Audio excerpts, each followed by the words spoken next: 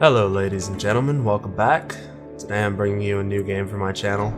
It's not a new game by any means, but it's one of my old favorite platformers from when it was released a couple years back, I believe, called Braid.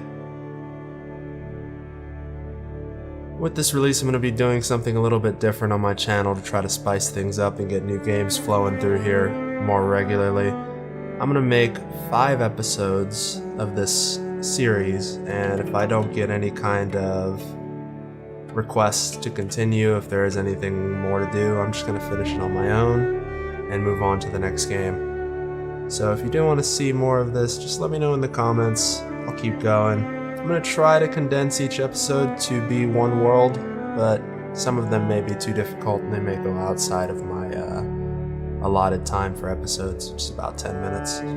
So let's go ahead and get started into World 2. World 2 is Time and Forgiveness. Tim is off on a search to rescue the princess. She has been snatched by a horrible and evil monster. This happened because Tim made a mistake. Not just one, he made many mistakes during the time they spent together, all those years ago. Memories of their relationship have become muddled, replaced wholesale, but one remains clear, the princess turning away sharply, her braid lashing at him with contempt. He knows she tried to be forgiving, but who can just shrug away a guilty lie, a stab in the back? Such a mistake will change a relationship irreversibly. Even if we have learned from the mistake, it would never repeat it. The princess's eyes grew narrower, she became more distant. Our world, with its rules of causality, has trained us to be miserly with forgiveness. By forgiving too readily, we can be badly hurt. But if we've learned from a mistake and become better for it, shouldn't we be rewarded for the learning, rather than punished for the mistake? What if our world worked differently? Suppose we could tell her, I didn't mean what I just said, and she would say, it's okay, I understand. And she would not turn away, and life would really proceed as though we had never said that thing. We could remove the damage, but still be wiser for the experience. Tim and the princess lounge in the castle garden, laughing together, giving names to the colorful birds. Their mistakes are hidden from each other, tucked away between the folds of time. Safe.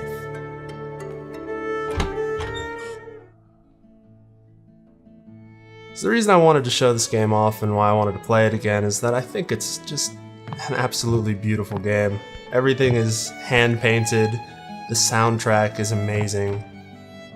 I don't know, I love this game. I've loved it since it came out.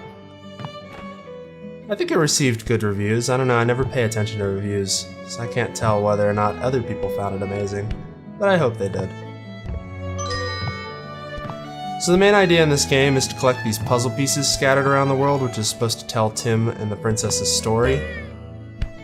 And once you've collected all these pieces, you go to the puzzle in one of the worlds, and you put it all together. And when you do that, you're able to move to the next world.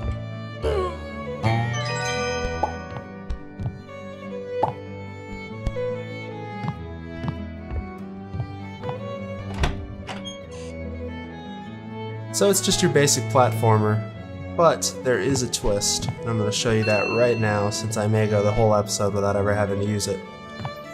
If you happen to make a mistake, you'll get this little icon letting you know. Press X, you can rewind time. So that has a very basic use to start, but later on you actually get to have your shadow do the actions that you had committed before rewinding and do all sorts of other things like that in order to open up new ways for you to progress. It gets pretty interesting and difficult. So for this map I need to clear out all of these guys by, killing them. You notice the door up in the top right. It's marking them off as I get rid of them one by one. There we go. That's the puzzle piece for this one. I'm happy this episode's gonna go fairly quickly because I tried to record this episode yesterday and the game audio did not record, which is very unfortunate. That's okay, it just gives me the opportunity to try to make it a little better this time, right? Fits with the theme of the game pretty well.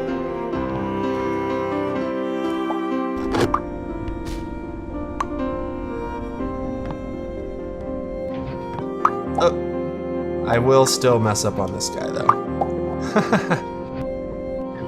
There we go. Third time. Good stuff.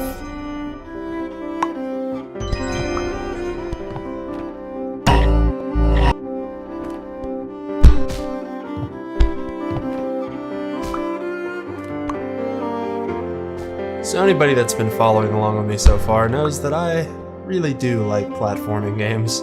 They're kind of one of my soft spots, even though I kind of tote myself as an FPS and RPG gamer. This is where I grew up, you know? Platforming games, Super Nintendo. And here's the throwback to other platformers right here. Cute little dinosaur.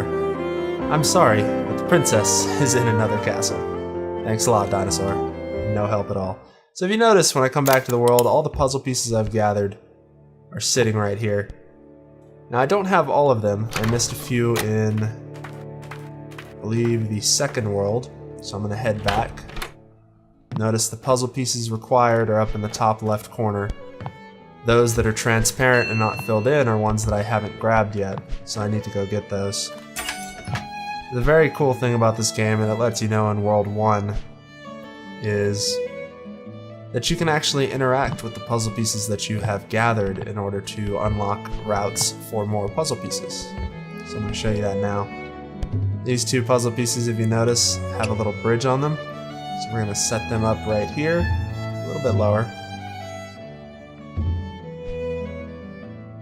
And now we're going to pull that out from under him. And we will use him to get to that puzzle piece above the door by bouncing off his head.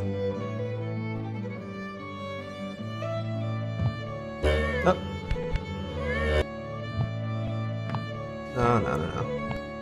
Let's get him to walk back a little bit further. There we go. And then we'll use that same bridge to prop ourselves up for this puzzle piece right here.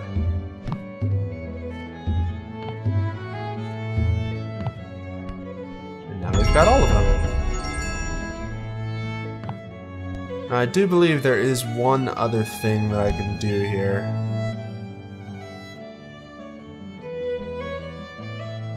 But no, maybe not, because he won't be running. Yeah, I'm just gonna go ahead and complete the puzzle here. Let's see if I can remember how it goes. So once I do complete this puzzle, I'll be able to move on to the next world, which will be the end of this episode.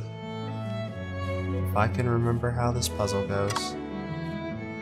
Let's see. I believe this. Yeah, there it is.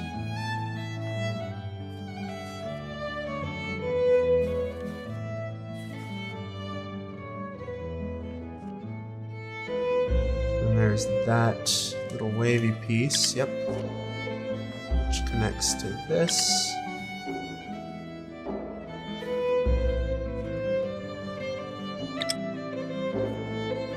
There's the wine bottle. There's his arm. No, it doesn't go there. Pull this up so I can see. There it is. It's actually the princess's arm. See her face down in the bottom there?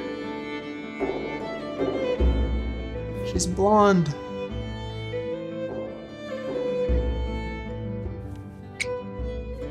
Here we go. Puzzle done. So now that we've done that, we will exit back to the clouds. Go past all the story, and there's the puzzle completed. And now World 3 is open.